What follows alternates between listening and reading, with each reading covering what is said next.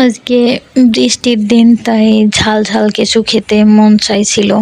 পরে ফ্রিজে মুরগির মাংস রাখা ছিল, দেশি মুরগি। তো ভাবলাম দেশি মুরগিটা রান্নাই করে ফেলি। তো আলু কেটে নিয়েছিলাম, আলু ভেজে নিলাম।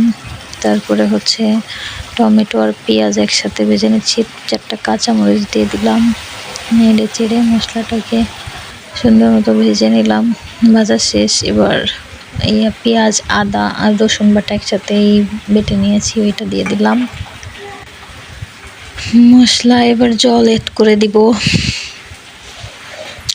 এবার মরিচের গুঁড়া আর জিরা গুঁড়া, ধনিয়া গুঁড়া দিয়ে দিলাম। দিয়ে সুন্দর করে নেড়ে চেড়ে মশলাটা কষিয়ে নিব। মশলা কষানোর সময় একটু খেয়াল রাখবেন মশলাটা যেন পুড়ে না ধরে, তাই সুন্দর মতো কষে নেবেন।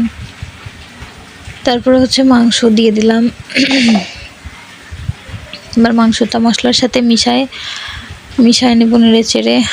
মাংসের সাথে আলুগুলাও দিয়ে দিব, একসাথে কষিয়ে নেব। আলুগুলো দেওয়ার পরে ঢাকনা দিয়ে একটু সময় ভাপে কষিয়ে নেব।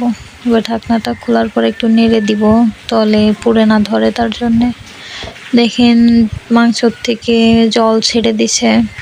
এবারে এই জলটা শুকায় নেব নেড়ে চেড়ে। তারপরে অ্যাড করে দেবো এমনি সাধারণ জল, যেটা গিয়ে মাংসটা অনেক সময় সিদ্ধ হতে লাগবে, তার জন্য গিয়ে একটু বেশি পরিমাণে জল দিয়ে নিয়েছি। এবার ঢাকনা দিয়ে ঢেকে দেব। আজকের মাংসটা অনেক সময় লাগছে আমার রান্না করতে। দেখেন উতলাই গেছে। এবার নেড়ে দেব।